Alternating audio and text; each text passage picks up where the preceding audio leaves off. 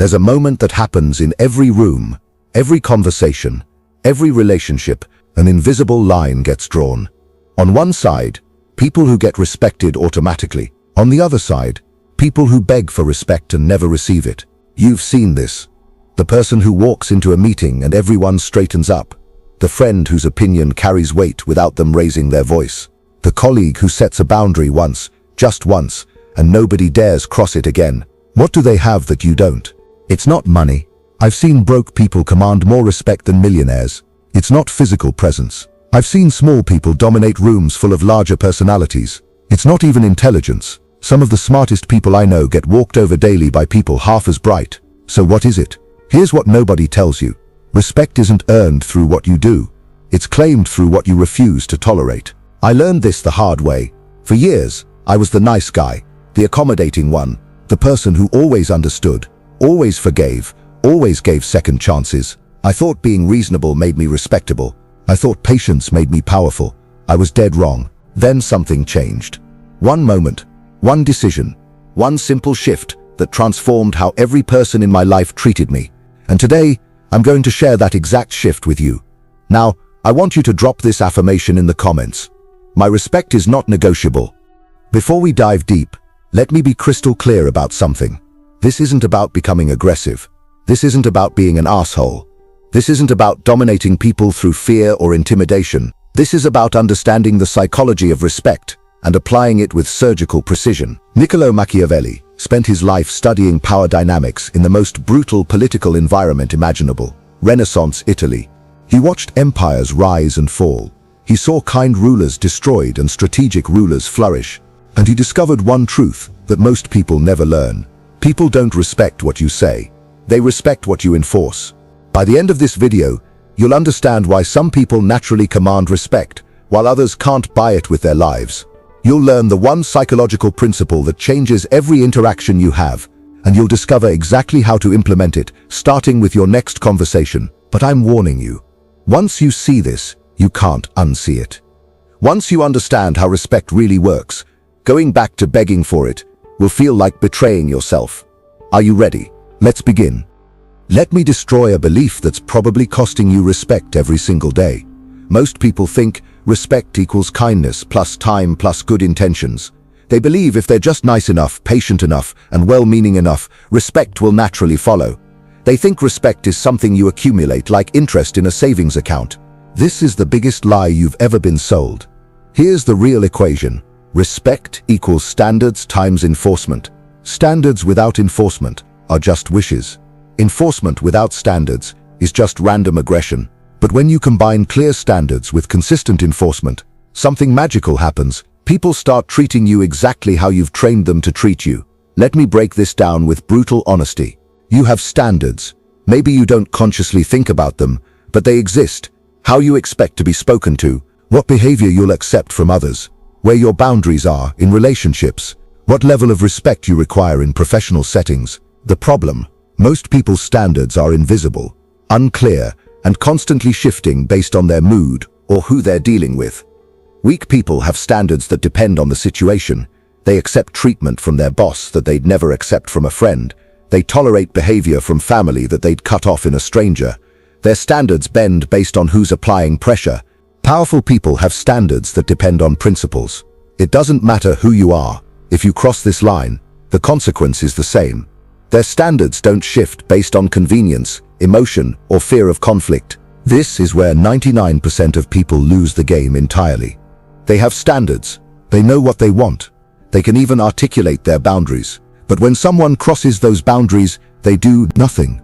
Or worse, they explain why the boundary exists, hoping the violator will magically understand and respect it next time. Here's what Machiavelli understood that modern society doesn't want you to know. Men judge generally more by the eye than by the hand, for everyone can see and few can feel. Everyone sees what you appear to be, few experience what you really are. Translation: people don't believe what you say, they believe what they see you do. When someone disrespects you and you explain why it hurt you, they learn you can be hurt. Ask them to stop. They learn you're willing to negotiate. Accept an apology without changed behavior. They learn your boundaries are optional. Give them one more chance. They learn your ultimatums are empty threats. Every single one of these responses teaches them the same lesson. Your standards don't actually matter because you won't enforce them. Alright, enough theory. Let me give you the exact mechanism that transforms everything. Ready? The one thing that makes people instantly respect you is this: the speed and silence of your consequence. Not the severity, not the drama, not the explanation, the speed and silence. Let me tell you about the moment this clicked for me. I was in a business meeting. 7 people around a table. I was presenting a strategy I'd spent weeks developing. 3 minutes in, someone interrupted me with a dismissive comment about how this kind of thing never works. The old me would have defended my idea, explained why they were wrong, tried to win them over with more data, let it slide and continued presenting. The new me did something different. I stopped mid-sentence. I closed my laptop. I looked at the person who interrupted me with complete neutrality. No anger, no emotion, just observation. Then I stood up, said, "We'll continue this when everyone's ready to participate professionally," and walked out. The meeting was rescheduled. The interrupter apologized before we started, and in the 4 years since that moment, nobody in that company has ever interrupted me again. Here's what happened in that moment that changed everything. I didn't wait. I didn't think about it. I didn't debate whether I was overreacting. The disrespect happened, and the consequence was immediate. No gap between action and reaction means no room for doubt about the connection between the two. I didn't explain myself. I didn't justify my response. I didn't argue about whether the interruption was actually disrespectful. My actions spoke for me. Silence after disrespect is terrifying because it forces the other person to fill the void with their own guilt and uncertainty. Machiavelli wrote, "Since love and fear can hardly exist together, if we must choose between them, it is far safer to be feared than loved." But here's what most people miss. The fear Machiavelli talks about isn't terror, it's caution. When people know that crossing you has immediate certain consequences, they become cautious about how they treat you. That caution looks a lot like respect. Let me give you the exact formula. Disrespect happens. Immediate consequence. Zero explanation. Normal interaction resumes, or doesn't. Notice what's not in this formula. No emotional reaction. No lengthy speech about boundaries. No explanation of why you deserve better treatment. No giving them a chance to apologize or explain. No discussion about whether this counts as disrespect. The action speaks for itself. The consequence teaches the lesson. The silence makes it permanent. In professional settings, someone takes credit for your work in a meeting. Right there, in that moment, "Actually, that was my project. I presented it to Sarah last week." Brief, factual, no anger, but public correction that everyone hears. If they try to diminish it or argue, you don't engage in debate. You simply say, "The record speaks for itself," and move on. Later, you document everything and limit what information you share with that person in the future. In personal relationships, a friend consistently shows up late to plans with you, 30 minutes, an hour, sometimes not showing up at all. The next time they're late, you're not there when they arrive. When they text, "Where are you?" you respond, "I waited 15 minutes. We can reschedule when you have time." No lecture about respecting your time. No guilt trip about how this makes you feel. Just a consequence that teaches them your time has value. In social situations, someone makes a joke at your expense in a group setting. Everyone laughs, waiting to see how you'll respond. You don't laugh, you don't smile. You look at them with complete neutrality for 3 full seconds, long enough for everyone to feel the shift. Then you continue the conversation as if they hadn't spoken. The silence is deafening. The social temperature drops. The lesson lands harder than any comeback ever could. Here's where most people fail when they try to implement this. They announce what they're going to do instead of just doing it. "If you ever interrupt me again, I'm going to walk out. If you don't start showing up on time, I'm not going to wait for you anymore. If you keep making jokes like that, we're going to have a problem." Every single one of these statements is weak, because it's a threat, not an action. You're telling them what the boundary is before enforcing it, which gives them the opportunity to test whether you actually mean it. Prepare their counter-argument, manipulate you emotionally before you follow through. Dismiss it as an empty threat. Strong people don't make threats. They make moves. Drop this affirmation in the comments. My actions are my boundaries. My silence is my strength. Now that you understand the formula, let me show you the 3 levels of enforcement that correspond to 3 levels of respect you'll receive. Level 1, minimal respect. This is where most people operate. They give warnings, explanations, and multiple chances before any real consequence. "Hey, I don't appreciate when you talk to me like that. I've told you before that I need you to respect my time. This is the 3rd time you've done this, and I'm starting to feel disrespected." What's the problem here? You're teaching them they have multiple attempts before anything matters. People at this level get minimal respect because everyone knows their boundaries are really just suggestions that can be negotiated if you push hard enough or apologize sweetly enough. Machiavelli observed, "Injuries ought to be done all at once, so that being tasted less, they offend less." Translation: when you must enforce a boundary, do it completely and immediately. Slow escalation just prolongs the pain and gives the violator multiple chances to prepare their defense. Level 2. Moderate respect. This is where you start to become dangerous. Someone violates your boundary, and there's an immediate consequence, no warning, no explanation, just action. But here's where level 2 falls short. The consequences are temporary. Someone disrespects you, so you're cold to them for a day or two, but then you warm back up to normal. Someone wastes your time repeatedly, so you cancel plans once, but then you give them another chance next week. The problem? Temporary consequences create temporary lessons. People at this level get moderate respect. They've proven they'll enforce their boundaries, but they've also proven those boundaries can be reset if you just wait them out or apologize effectively enough. Level 3. Automatic respect. This is where real power lives. Every violation gets recorded. Every crossed boundary changes the relationship permanently, not out of vindictiveness, but out of pattern recognition. When someone shows you who they are, not through one mistake, but through a pattern of disrespect, you believe them. And once you believe them, the relationship changes permanently. Less access to you, less information shared, less emotional investment, less opportunity to violate boundaries they've already shown they don't respect. This is what Machiavelli meant when he said, "Men ought either to be well treated or crushed, because they can avenge themselves of lighter injuries, of more serious ones they cannot." Here's the modern translation. If you're going to set a boundary, make the consequence significant enough that they don't try to cross it again. This doesn't mean being cruel. It means being clear. When someone loses access to you, your time, your energy, your trust, that loss should be noticeable enough that they understand the cost of disrespecting your standards. When you operate at level 3, something remarkable happens. You stop having to enforce boundaries because people stop testing them. Your reputation precedes you. People hear stories about what happens when someone disrespects you. They watch how you treat boundary violations. They observe that your standards aren't negotiable, your consequences aren't temporary, and your tolerance for disrespect is exactly 0. And they adjust their behavior before they cross any lines. This is automatic respect. You don't demand it. You don't beg for it. You don't even mention it. It simply exists because you've made the alternative too expensive. Here's where I'm going to say something that might make you uncomfortable. But it's the truth that changes everything. Forgiveness without changed behavior is just emotional weakness wearing a virtue costume. I know, that sounds harsh, but hear me out. Society has sold you a beautiful lie. That forgiveness is always noble, always right, always the path to peace.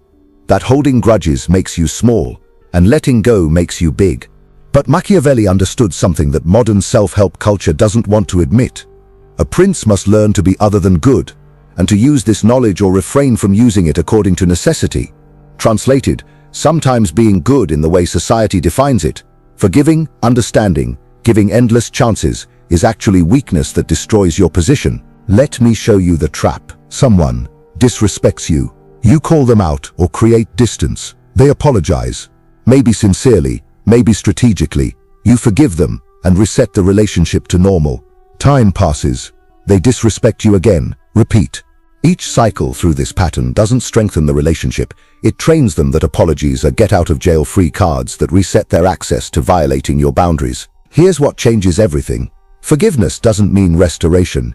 It means you stop carrying the anger, but they don't get their access back. You can forgive someone for showing you who they are without forgetting what they showed you. You can release the emotional weight of their betrayal without releasing them back into your inner circle. You can choose peace for yourself without choosing trust for them.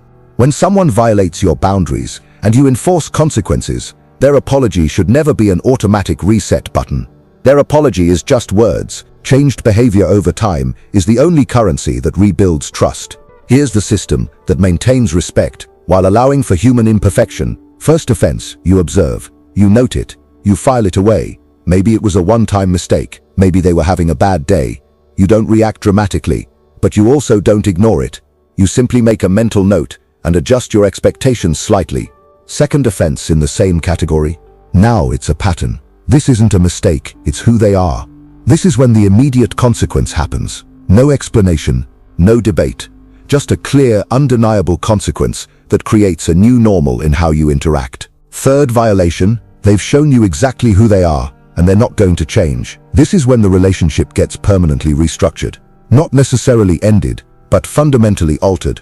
From inner circle to acquaintance, from trusted advisor to distant colleague, from close friend to occasional contact. And here's the key, this change is permanent, unless they demonstrate sustained behavior change over significant time. Machiavelli warned, "Men are so simple and so ready to obey present necessities that he who deceives will always find someone who will allow himself to be deceived." Don't be the person who allows themselves to be deceived repeatedly by the same tricks. When someone shows you a pattern, believe the pattern, not their promises to change. Drop this in the comments. Patterns reveal character. Promises reveal hope. I choose character. Alright, let's get tactical. Here's exactly how to implement this, starting with your next interaction. Right now, before you do anything else, identify 3 types of disrespect you will no longer tolerate under any circumstances. Communication disrespect, interrupting, dismissive tone, ignoring your input. Time disrespect, chronic lateness, last-minute cancellations, broken commitments. Boundary disrespect, pushing after you've said no, invalidating your feelings, crossing stated boundaries. Don't wait until you're emotional to decide how you'll respond.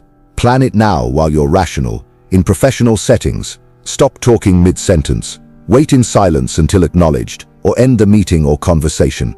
In personal settings, excuse yourself from the conversation without explanation. Return to normal interaction when they can engage respectfully. For time disrespect, wait 15 minutes maximum, then move on with your day.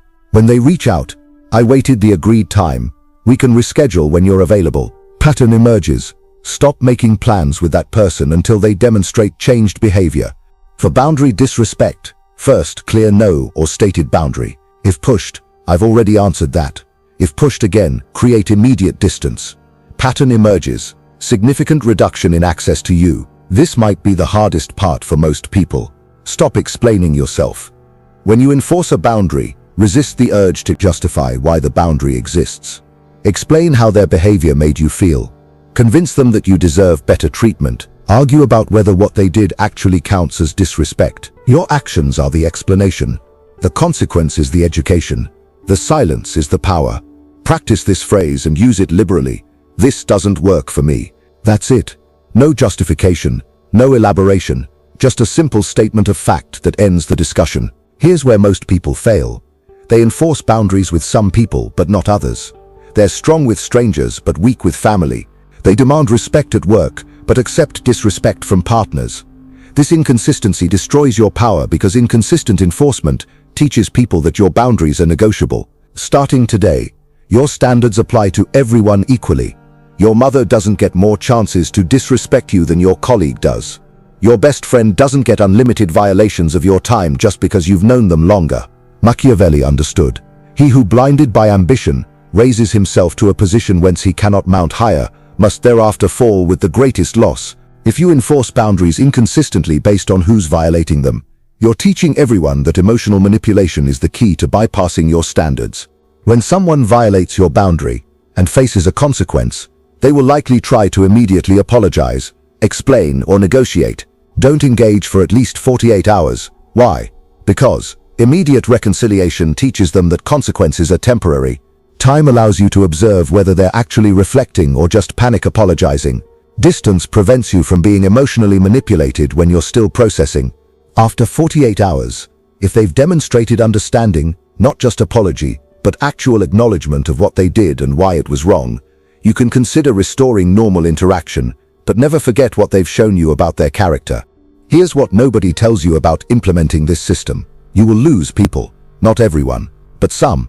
And here's why that's not just okay, it's necessary. When you start enforcing standards, something uncomfortable happens. The people who were benefiting from your lack of boundaries will rebel. They'll call you difficult, changed, cold, not the person they thought you were. And they're right. You have changed. You're not the person who tolerates disrespect anymore. You're not the person who gives unlimited chances anymore. You're not the person whose boundaries can be negotiated anymore. But here's the twist. The people saying this aren't upset because you've become worse. They're upset because you've become better, and they've lost their access to using you.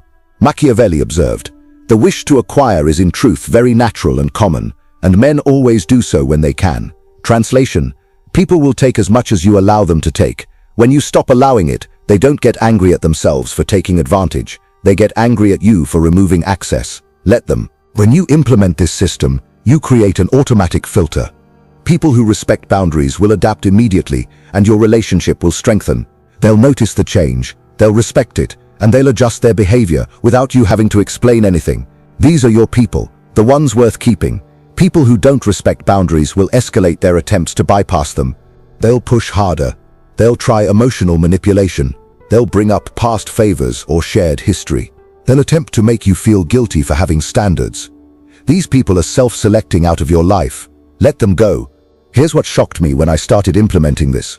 Not only did I get more respect, I got better relationships. The people who remained after I started enforcing boundaries weren't just tolerating my standards, they appreciated them. They felt safer with me because they knew exactly where they stood. They trusted me more because I stopped being a doormat pretending to be a friend. Strong boundaries don't repel strong people, they attract them. Weak boundaries don't protect weak people, they attract predators. When you become someone who demands respect, you automatically filter your relationships to include only people capable of giving it. Drop this in the comments. The right people will respect my boundaries without me having to defend them. Let me tell you something that's going to sound harsh, but once you understand it, everything changes. Nobody respects you because of who you are. They respect you because of what you won't tolerate. Your character, your achievements, your kindness, these things make you admirable. But respect comes from one place only, the consistent enforcement of your standards. This is what Machiavelli meant when he wrote, "Everyone sees what you appear to be. Few experience what you really are." People don't respect your internal character. They respect your external boundaries. Here's the paradox that confuses most people. The less you need respect, the more you get it. When you desperately need people to respect you, it shows. You over-explain, you over-apologize, you negotiate your boundaries based on who's crossing them. You give too many chances because you're afraid of losing the relationship. This desperation is the respect killer.